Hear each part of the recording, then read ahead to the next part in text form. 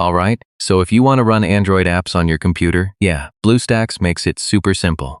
You can basically turn your PC into an Android device. Let's go step by step. First, make sure BlueStacks is installed on your PC and opened successfully. Now sign in with your Google account so you can access the Play Store. Next, open the Play Store just like you would on a phone. Now type the name of any app or game you want to use and hit search. Click Install, and the app will download directly into BlueStacks. Once installed, go back to the home screen and click the app icon to launch it. If your app is lagging, you can go into settings and adjust performance like RAM or CPU usage.